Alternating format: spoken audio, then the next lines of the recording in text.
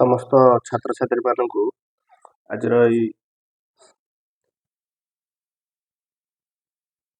ସରଳ ସହସମୀକରଣର ଟ୍ୟୁଟୋରିଆଲ 2 କୁ ସ୍ୱାଗତ ଜଣାଇ ଆରମ୍ଭ କରିବା। ଆମେ ଗତ କ୍ଲାସରେ ପଢ଼ିଥିଲେ ବେସିକ୍ ଇନଫର୍ମେସନ୍ ଯୋଉଟା ଥିଲା ସରଳ ସହସମୀକରଣ ଉପରେ ଫଣ୍ଡାମେଣ୍ଟାଲ ଥିଲା। ତ ତାର ଆଉ ଗୋଟେ ପାର୍ଟ ଆମେ ଟ୍ୟୁଟୋରିଆଲ 2 ରେ ଜାଣିବା। ଯେଉଁମାନେ ନୂଆ ଆସିଛନ୍ତି ଏ ଚ୍ୟାନେଲରେ ସେମାନେ ପ୍ରଥମେ ଯାଇକି ଟ୍ୟୁଟୋରିଆଲ 1 ଦେଖନ୍ତୁ, ତାପରେ ଟ୍ୟୁଟୋରିଆଲ 2 କୁ ଆସିବେ, ବୁଝିପାରିବେ। ତ ଟ୍ୟୁଟୋରିଆଲ 1 ର ଭିଡ଼ିଓକୁ ମୁଁ ଆଇ ବଟନରେ ଦେଇଦେବି, ସେଠୁ ନହେଲେ ଡିସ୍କ୍ରିପ୍ସନରେ ଲିଙ୍କ ଦେଇଦେବି, ସେଠୁ ଯାଇକି ସେ ଦେଖିପାରିବେ। ତାପରେ ଟ୍ୟୁଟୋରିଆଲ 2 କୁ ଦେଖିଲେ ସେ ବୁଝିପାରିବେ। ତ ତାହେଲେ ଟ୍ୟୁଟୋରିଆଲ 2 ରେ ଆମେ ଆଜି ଆଲୋଚନା କରିବା ଯେଉଁ ଆମେ ସମୀକରଣ ନେଇଥିଲେ। ଦୁଇଟା କଥା ଆମେ ସବୁବେଳେ ଏଠି ଚିନ୍ତା କରିଥିଲେ, ଯେମିତିକି ଆମେ ସମୀକରଣ ଦୁଇଟା ନେଇଥିଲେ a1x plus b1y plus c1 ଇଜୁକାଲ୍ two 0 ନେଇଥିଲେ। ସେମିତି a2x plus b2y plus c2 ଇଜୁକାଲ୍ two 0, ଏଟା 1 ଥିଲା, ଏଟାକୁ 2 ଥିଲା। ତ ଏ ଦୁଇଟାଙ୍କୁ ଆମେ ଦେଖେଇଥିଲେ ଜ୍ୟାମିତିକ ପରିପ୍ରକାଶ ବା ଲେଖଚିତ୍ର ଆକାରରେ ମଧ୍ୟ ଆମେ ଦେଖେଇଥିଲେ। ତ ଏଠି ଆମେ ମୁଁ ଟ୍ୟୁଟୋରିଆଲ 1 ର ସାରାଂଶ କହୁଛି। ଯେତିକି ଆମେ ଦେଖିଥିଲେ ଏ ଦୁଇଟାଙ୍କର ସମାଧାନ ଯେଉଁ ଆମେ x ଓ y ର ସମାଧାନ ବାହାର କରୁଥିଲେ, ତ x ଓ y ର ସମାଧାନ କୋଉଠି ଆମେ ଯୋଉ ବାହାର କରିଥିଲେ, କୋଉଠି ଗୋଟିଏ ବାହାରିଥିଲା, କୋଉଠି ଅନେକ ବାହାରିଥିଲା, ଆଉ କୋଉଠି ଜମା ବି ସମ୍ଭବ ନଥିଲା, ଅସମ୍ଭବ ଥିଲା। ଲାଷ୍ଟ କ୍ଲାସରେ ଆମେ ଡିସ୍କସନ କରିଥିଲେ। ତ ଆଜି ଆମେ କିଛି ଏକ୍ଜାମ୍ପଲ ନବା, ଆଉ ତାର ସମୀକରଣର ଯୋଉ ସମାଧାନଟା କରିବା ସେଇଟା ଆମେ ସେ ଲେଖଚିତ୍ର ହିସାବରେ କରିବା ବା ଗ୍ରାଫରେ ଆମେ କରିବା। ତ ବହିରେ ବି କିଛି ଏକ୍ଜାମ୍ପଲ ଦେଇଛି, ଆମେ ସେୟାକୁ ନେଇକି ହିଁ ତାକୁ ବୁଝିବା, ଆଉ ତାପରେ ଆମେ ଜାଣିପାରିବା।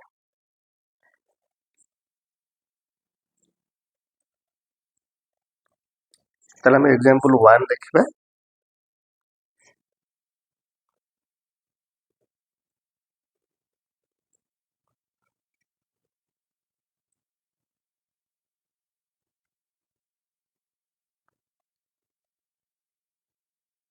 ଏକ୍ଜାମ୍ପଲ 1, ତ ଏକ୍ଜାମ୍ପଲ 1 ରେ ଆମର ଦେଇଛି ଦୁଇଟା ସମୀକରଣ। ଗୋଟେ ହଉଛି x plus 2y minus 3 is equal to 0, ଏଟା ହେଲା ଇକ୍ୱେସନ 1। ସେମିତି 2x minus y minus 1 is equal to 0, ଏ ଦୁଇଟା ଇକ୍ୱେସନକୁ ଆମେ ଏକ୍ଜାମ୍ପଲ 1 ରେ ଦେଇଛି, ଆମେ ତାକୁ ସମାଧାନ କରିବା। ତ ସମାଧାନ ଯୋଉ କରିବା, ଆମେ ଲେଖଚିତ୍ର ମାଧ୍ୟମରେ ଆମେ ତାକୁ ସମାଧାନ କରିବା। ଯୋଉଟା ଗ୍ରାଫ, ଯୋଉଟା ଆମେ ଆଗରୁ ଜ୍ୟାମିତିକ ପରିପ୍ରକାଶରେ ଦେଖିଥିଲେ, ତ ତାକୁ ଆମେ ବର୍ତ୍ତମାନ ଏଇଠୁ କେମିତି ସମାଧାନ କରିବା।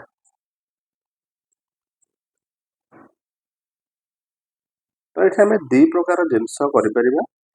ଗୋଟେ ହଉଛି ମନେକର ଇକ୍ୱେସନ 1 ରେ ଦେଇଛି ଏଠି x ଦେଇଛି, ତାହେଲେ x ର ମୂଲ୍ୟଟା ଆମେ ବାହାର କରିବା, ଏ y ଗୁଡାକୁ ସେପଟକୁ ନେଇଯିବା। ତାହେଲେ ଆମେ ଏଟାକୁ କହିପାରିବା କଣ ନା y କୁ x ରେ ପରିଣତ କରିପାରିବା, କିମ୍ବା x କୁ y ରେ ପରିଣତ କରିପାରିବା। y କୁ x ରେ ଆମେ କରିପାରିବା, y ର ମୂଲ୍ୟ ବାହାର କରିବା, ତାହେଲେ x ଟା ସେପଟକୁ ପଳେଇବ। ଯଦି ଆମେ x ର ମୂଲ୍ୟ ବାହାର କରିବା, ତାହେଲେ y ଟା ସେପଟକୁ ପଳେଇବ। ତେଣୁ ସେମିତି ଆମେ ଦିଟାଙ୍କ ନେଇକି ତାର ସମାଧାନ ବାହାର କରିପାରିବା। ସେମିତି ଆପଣଙ୍କୁ କିଛି ନାହିଁ ଯେ ଆପଣ ଖାଲି x ର ମୂଲ୍ୟ ନେବେ, ଆଉ y ବି ନେଇପାରିବା।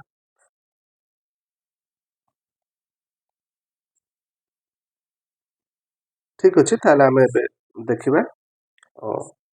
ବହିରେ ଦେଇଛି y ର ମୂଲ୍ୟ ମାନେ x ରେ ପରିଣତ କରୁଛି। y କୁ x ରେ ପରିଣତ କରିଛି। କିନ୍ତୁ ଆମେ ଟିକେ ଚେଞ୍ଜ କରିବା, ଆମେ ଓଲଟାଟା କରିବା। କ'ଣ କରିବା ନା ଆମେ x ର ମୂଲ୍ୟଟା ବାହାର କରିବା, y ରେ ପରିଣତ କରିବା। ତାହେଲେ ଇକ୍ୱେସନ୍ 1 କୁ ଆମେ ଦେଖିବା। x plus 2y minus 3 is equal to 0 ହେଇଛି। ତାହେଲେ this implies, ତାହେଲେ ଏଇଟା ଇକ୍ୱେସନ୍ 1 ର ଆପଣ ଦେଖିବା x is equal to 3ଟା ଏପଟକୁ ପଳେଇବ, ପ୍ଲସ୍ 3 ହେଇଯିବ, ମାଇନସ୍ 2y ହେଇଯିବ।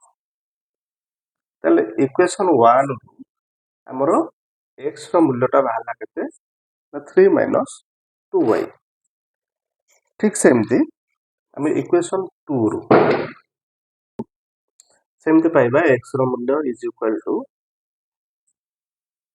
ଏଟା କ'ଣ ହେଇଛି ନା ମାଇନସ୍ y ହେଇଛି, ସେପଟକୁ ଗଲେ କ'ଣ ହେଇଯିବ ନା ପ୍ଲସ୍ y। ତାହେଲେ ଏପଟେ ମାଇନସ୍ 1 ଅଛି, ସେପଟକୁ ଗଲେ ହେଇଯିବ ପ୍ଲସ୍ 1। ଏ ଦୁଇଟା ଏପଟେ ଗୁଣନ ହେଇଛି, ସେପଟକୁ ଗଲେ ହରଣ ହେଇଯିବ।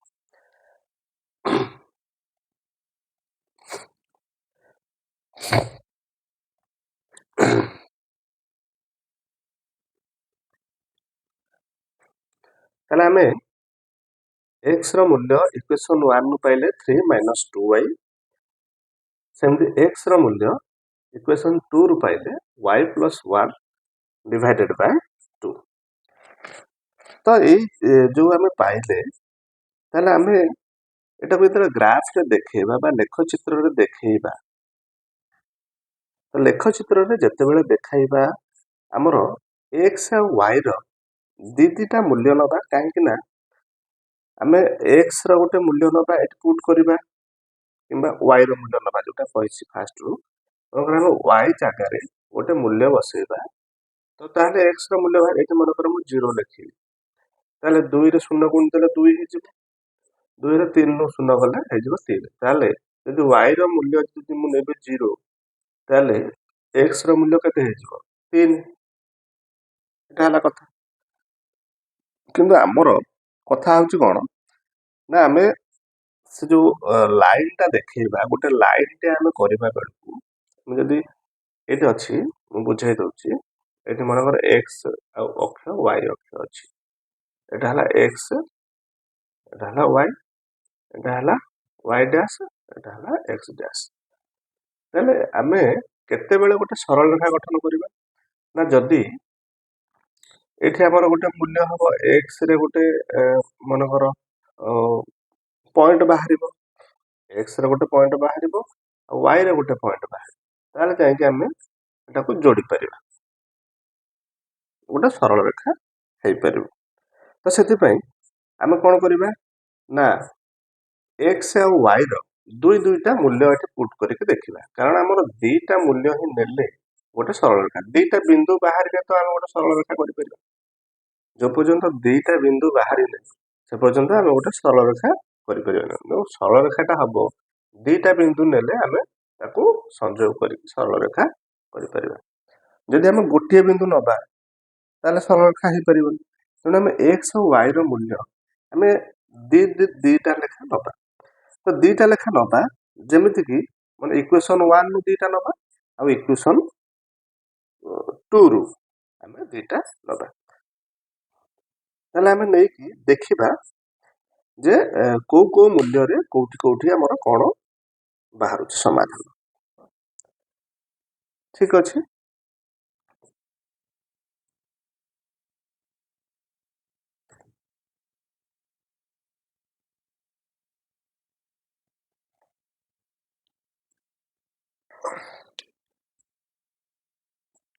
ତାହେଲେ ପ୍ରଥମ ଯୋଉଟା ଦେଇଛି x minus 3, x is equal to 3 minus 2y ଦେଇଛି, এটা ଇକ୍ୱେସନ୍ 1 ରୁ ବାହାରିଛି।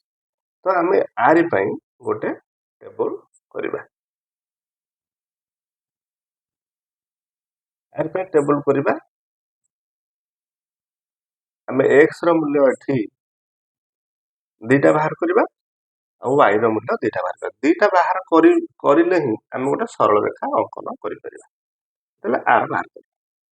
ତେଣୁ ଆମେ ଏମିତି କିଛି ଜିନିଷ ନବା ଯୋଉଟା କି ଆମେ ଆରମ୍ଭରୁ ନବା, ଆମେ ଏଠି ମନରେ ଆସିବ ଯେ ଆମେ 10 କାହିଁ ନେଇପାରିବାନି, 0 କାହିଁ ନବା, 1 କାହିଁ ନବା, 2 କାହିଁ ନବା। ତ ଆମେ ଯୋଉ ସରଳ ରେଖାଟା ବା ଗଠନ କରିବା ଗୋଟେ ଗ୍ରାଫରେ, ତ ସେଇଟା ଆମର ମିନିମମ୍ ଯୋଉଟା ଆମେ 0ରୁ 5 ଭିତରେ ଥିଲେ ଆମେ ଏଟାକୁ ଶୋ ଅପ୍ କରିପାରିବା ବା ଚିତ୍ରରେ ଆମେ ଦେଖେଇ ପାରିବା। ଯଦି ଆମେ 10 ନବା ତାହେଲେ ତାକୁ ଗାର ଟାଣିବା, 10 15 ଗାର ଟାଣିବା। କିନ୍ତୁ ଏକା କଥା ଯୋଉ ମୂଲ୍ୟ ନେଲେ ବି କିନ୍ତୁ ଆମକୁ ସରଳ ରେଖା ଗୋଟେ 2ଟା ବିନ୍ଦୁ ତିଆରି କରିବାର ଅଛି। ତ ଆମେ ନବା ମନେକର x ଜାଗାରେ ଆମେ ନଉଛନ୍ତି, ଏଠି ମନେକର x ଜାଗାରେ ସରି y ଜାଗାରେ ଆମେ ନବା, କାରଣ ଆମେ ଓଲଟା କରିଛନ୍ତି ହେଲା, x ର ମୂଲ୍ୟ ବାହାର କରିଛନ୍ତି y ରେ ପରିଣତ କରିବା। ଠିକ ଅଛି, ଆମେ y ଜାଗାରେ ଯଦି ଆମେ ଫାଷ୍ଟ ଗୋଟେ ଭାବିଛନ୍ତି 0 ନବା, ତ y ଜାଗାରେ ଆମେ ଯଦି 0 ଲେଖିଲେ ତାହେଲେ x ଜାଗାରେ କେତେ ହବ ନା 3 ମାଇନସ 2 ରେ 0 ଗୁଣିଲେ କେତେ ହବ 0, 3 ରୁ ମାଇନସ 0 ଇଜ ଇକ୍ୱାଲ ଟୁ 3 ହେଲା। ଆଚ୍ଛା, ଆମେ ଏଠି 0 ନେଲେ, ତାପରେ 1 ନବା, ମାନେ ଆମେ ଆରମ୍ଭରୁ ସାନରୁ ବଡ କ୍ରମରେ ଯିବା। ଆମେ ଆଉ ଏକାଥରେ 4 5 ପକେଇଦେଲେ ସେ ଅଧିକ ମୂଲ୍ୟ ବାହାରିଯିବ। ଆଉ ଏମିତି ଆମେ ମୂଲ୍ୟ ନବା ଦରକାର ଯୋଉଟା ସୁଇଟେବୁଲ ହବ, କାରଣ ଗୋଟେ ନମ୍ବର ବାହାରିବା ଦରକାର। ଆମେ ଲେଖଚିତ୍ରରେ ଯେତେବେଳେ x ଆଉ y କି ଦେଖେଇବା, ଏଠି ଗୋଟେ 1 2 3 4 ଆମେ ଏଗୁଡା ହିଁ ଦେଖେଇବା। ଆମେ ଏମିତି ମୂଲ୍ୟ ନବା ଯେମିତିକି ଆମର ଗୋଟେ ନମ୍ବର ବାହାରିବ। କାହିଁକି ନା ଆମେ ଯଦି ଏଠି ଦେଖେଇବା ମନେକର ଗୋଟେ ଭଗ୍ନ ସଂଖ୍ୟା, ଯଦି ଭଗ୍ନାଂଶ ଗୋଟେ ଦେଖେଇବା, ତାହେଲେ ଆମେ ଏଠି ଦେଖେଇଲା ବେଳକୁ ଆମକୁ ଅସୁବିଧା ହବ। ତେଣୁ ଆମେ ଲେଖଚିତ୍ରରେ ଯେତେବେଳେ କରିବା x ର y ର ମୂଲ୍ୟ ବାହାର କରୁଛନ୍ତି, ଆମେ ତଳ ଆଡୁ ଛୋଟ ମୂଲ୍ୟ ବାହାର କରିବା, ଆଉ ଯେମିତିକି ସେଟା କଣ ହବ ଗୋଟେ ସଂଖ୍ୟା ବାହାରୁଥିବ। ତେଣୁ ଆମେ ପକେଇବା, ତ ଏଠି ଆମେ y ଜାଗାରେ ଯଦି ଆମେ 0 ପକେଇଲେ ତାହେଲେ ଆସିଲା କେତେ ନା x ର ମୂଲ୍ୟ 3 ଆସିଲା। ଆଚ୍ଛା, ଯଦି ଆମେ ଏଠି ପକେଇବା 1 ପକେଇବା, ଆମେ 0 ପରେ 1 ପକେଇବା, 1 ପକେଇଲେ 2 କେ କେତେ ହେଲା ନା 2 2 3 2 ଗଲା, x ର ମୂଲ୍ୟ 1 ହେଲା। ତାହେଲେ y ର ମୂଲ୍ୟ ଯଦି ଆମେ ଏଠି 1 ପକଉଛନ୍ତି, ତାହେଲେ x ର ମୂଲ୍ୟ ମଧ୍ୟ ସେଇ 1 ବାହାରୁଛି। ବୁଝିଗଲା? ଆମେ ଏଟା ଇକ୍ୱେସନ 1 ରୁ ବାହାର କଲେ। ସେମିତି ଇକ୍ୱେସନ 2 ରୁ, କାରଣ ଆମର ଗୋଟେ ଇକ୍ୱେସନ ଆମେ ସବୁବେଳେ, ମୁଁ ଯୋଉ ପ୍ରିଭିୟସ କ୍ଲାସରେ ବୁଝେଇଥିଲି, ଗୋଟେ ଇକ୍ୱେସନକୁ ଯଦି ଆମେ ଲେଖଚିତ୍ରରେ ଦେଖେଇବା ତାହେଲେ ଏଇଟା ଗୋଟେ ଲାଇନ 1, ଏଟା ହେଲା ଲାଇନ 2। ତାହେଲେ ବର୍ତ୍ତମାନ ଆମେ କଣ କରିବା ନା ଆଉ ଗୋଟେ ଇକ୍ୱେସନ 2 ର ସେମିତି ଆମେ ଦିଟା ମୂଲ୍ୟ ବାହାର କରିବା, ତାପରେ ଆମେ ତାକୁ ଗ୍ରାଫରେ ବା ଲେଖଚିତ୍ରରେ ଦେଖେଇବା, ତାର ସମାଧାନ କଣ ବାହାରିବ ଆମେ ଦେଖିବା। ତାହେଲେ ବର୍ତ୍ତମାନ ଆ ପାଇଁ ଆମେ ଆଉ ଗୋଟେ ଟେବୁଲ କରିବା, ଇକ୍ୱେସନ 2 ପାଇଁ। ଇକ୍ୱେସନ 2 ପାଇଁ ଗୋଟେ ଟେବୁଲ କଲା ପରେ ସେମ୍ ଆମେ ସେମିତି ଏଠି x ର ମୂଲ୍ୟ ପକେଇବା, ଯୋଉ x ର ମୂଲ୍ୟ ବାହାର କରିବା, y ର ମୂଲ୍ୟ ପକେଇବା। ତାହେଲେ ଏଠି y ର ମୂଲ୍ୟ ଯଦି ମୁଁ ଏଠି କେତେ ପକେଇବି, ମନେକର y ର ମୂଲ୍ୟ ଯଦି ମୁଁ ଏଠି 0 ପକେଇବି ତାହେଲେ 1/2 ହେଇଯିବ, ତାହେଲେ ଏଟା ହବନି, ମାନେ ଆମର ଏଟା ଭଗ୍ନ ସଂଖ୍ୟା ହେଇଯିବ। ଆମେ ତାପରେ 1 ପକେଇବା, ମନେକର y ର ମୂଲ୍ୟ 1 ପକେଇବା, ଏଠୁ 1 ପକେଇଲେ 1 plus 1 is equal to 2/2 is equal to 1। ଠିକ ଅଛି, ତାହେଲେ ଆମେ ଏଠି 1 ପକେଇଦବା। ତାହେଲେ y ର ମୂଲ୍ୟ ଯଦି ଆମେ 1 ପକେଇବା, ତାହେଲେ x ର ମୂଲ୍ୟଟା କେତେ ହେଇଯିବ ନା 2/2 is equal to 1। ବୁଝିଗଲା? ତାପରେ ଆମେ ନେକ୍ସଟ ଆଉ ଗୋଟେ ମୂଲ୍ୟ ପକେଇବା, ମନେକର ଏଠି ଆମେ ପକେଇବା 1 ପକେଇଲେ ତ ହଉନି, 2 ପକେଇବା, କିଛି ଅସୁବିଧା ନାହିଁ। 2 ଯଦି ଆମେ ପକେଇବା ତାହେଲେ 2 3/2 ହେଇଯିବ, ହବନି। ଆଚ୍ଛା, ଆମେ 3 ପକେଇବା, y ଜାଗାରେ 3 ପକେଇବା, y 3 plus 1 ହେଇଗଲେ କେତେ ହେଇଯିବ 4/2 2 ହେଇଯିବ। ତାହେଲେ ଆମେ ପକେଇଦବା y ଜାଗାରେ 3 plus 1 is equal to 4/2 is equal to 2। ତାହେଲେ ଆମେ ଦିଟା ଇକ୍ୱେସନ ପାଇଁ ଦିଟା ଟେବୁଲ ବାହାର କଲେ। ଏ ପର୍ଯ୍ୟନ୍ତ ବୁଝିହେଲା? ଭିଡିଓ ଟିକେ ଲମ୍ବା ହେଇଯିବ, କାରଣ ଆମକୁ ଏଟା ଫଣ୍ଡାମେଣ୍ଟାଲି ଆମେ ଯେହେତୁ ଫାଷ୍ଟ କରୁଛନ୍ତି, ଏଟା ସରଳ ସହ ସମୀକରଣ, ଏଟା ଇମ୍ପୋର୍ଟାଣ୍ଟ ଜିନିଷ, ତେଣୁ ଆମେ ଧୀରେ ଧୀରେ ବୁଝି ବୁଝି ଯିବା, କାରଣ ଆଗକୁ ଆମକୁ ଆଉ ଅସୁବିଧା ହବନି। ଆମେ ଯେତେ ବଡ ସମୀକରଣ ଆଗକୁ ଆସିଲେ ବି ଆମେ ତାକୁ ସମାଧାନ କରିପାରିବା। କିନ୍ତୁ ଆମେ ଯଦି ଫଣ୍ଡାମେଣ୍ଟାଲ ଯଦି ଆମେ ବୁଝି ନଥିବା, ତାହେଲେ ସେତେବେଳକୁ ଆମକୁ ଅସୁବିଧା ହବ। तो है बर्तमान आम दीटा टेबुल बाहर करदे एक्स वाई मूल्य बाहर करदे तो आमर समीकरण समाधान प्रथम ट्यूटोरियल वन में कही समाधान माने आमर कौन हम ना एक्स और वाई मूल्य बाहर दीटा इक्वेशन देछि ना तेणु ए दीटा इक्वेशन रू आम एक्स और वाई मूल्य बाहर करवा ये गोटे साधारण कथा आम देखा भी ठीक अच्छे आम ग्राफ रे आगे पकईकी देखा केते समाधान बाहर आम ग्राफ रे पकेबा ठीक अच्छे ताले मुझे टेबुल टाकू एपट रखी आम ग्राफ रे बर्तमान पकेबा आम एटा को लिभे दे परिबा आर मूल्य आम बाहर कर देछंती पिला माने नोट भी कर दियंतु हैला किछ असुविधा नै आम एटा को लिभे दे परिबा ताले ए समीकरण रू हमर दीटा मूल्य बाहर एटा हला इक्वेशन 1 लाइन 1 एटा हला लाइन 2 लाइन 1 नो जो बाहर छि आ लाइन 2 रो हम दीटा मूल्य बाहर ताले ग्राफ रे हम वर्तमान देखिबा लेख चित्र रे हम देखिबा ताले एटा हला x एटा हला x डैश सेमती एटा हला कोन ना y एटा हला y डैश ताले जो x से हमें नहीं चलती ताले ए पॉइंट ता सब बेले 0 हला 0 ता माने आडू को हमर मु आगु को देखैथिले हला एटा 1 2 3 4 5 6 7 ये पूर्व कहले जदि मु 10 12 नेबी मूल्य ताले मते अधिक 12 पर्यंत लिखिना पड़िबो सेति मु 0 3 1 2 माने अल्प जति कि कम संख्या हमें नहीं कि करि परिबा सेमति y रो एठी 1 2 3 4 5 6 एमति हम नहीं गला एपटे सेमति रहइबो कोन ना -1 -2 -3 -4 आगु को हमर माइनस संख्या भी हमें बाहर एबे से हमें प्लस रे करछन प्लस सब जाक अछि माइनस संख्या यार भी हमें एपट पादे रे भी हमें बाहर करबा ताले एपटे हमें -1 -2 -3 -4 -5 ताले वर्तमान देखो हमर दीटा मूल्य रे x y रो एटा लाइन 1 गोटे हम बाहर करिवे दीटा मूल्य रे जिन दीटा बिंदु बाहर दीटा बिंदु हेले गोटे सरल रेखा बाहरिबो ताले प्रथम लाइन 1 ता हम देखिबा x रे देछि 3 पर्यंत जिबा एठी एटा हला 3 y रे गले 0 0 माने जीवन एठी 0 रहइला माने ए जो पॉइंट ता रहइला एटा हला 3 आ 0 हम ताको लिखि परिबा कारण x रे गला 3 आ y रे गला 0 माने किछि गला सेट रहइला माने पॉइंट ता हला 3 0 तापर हम कोन करबा ना नेक्स्ट 1 1 देछ त माने x रे हम दिबा कोठी ना 1 y रे दिबा 1 बुझियला तने एटा हला एटा आर मूल्यटा केते हला ना 1 1 एटा हम गोटे एमती कर दबा एटा गोटे पॉइंट बाहरला आर मूल्य हला 1 1 बुझियला ताले वर्तमान देखो दीटा बिंदु बाहर जायछि ताले हम सरल रेखा बाहर कर दबा तने दीटा बिंदु जोटी बाहर गला ताले हमर सरल रेखा गोटे हे गला आकु हम दे देबा लाइन 1 सरला हमर गोटे सरल रेखा होबा दरकार गला तापर हमें सेकंड लाइन 2 टा को बाहर करबा ग्राफ रे बुझि होछि पूरा सुंदर भाबरे बुझिबा को मु चेष्टा करछि यदि किछि असुविधा हो ताले मते कमेंट बॉक्स रे लिखले मु आउट के सहन करिके बुझि ताले वर्तमान कोन हिछि ना हम लाइन 1 बाहर करले तापर लाइन 2 बाहर लाइन 2 रो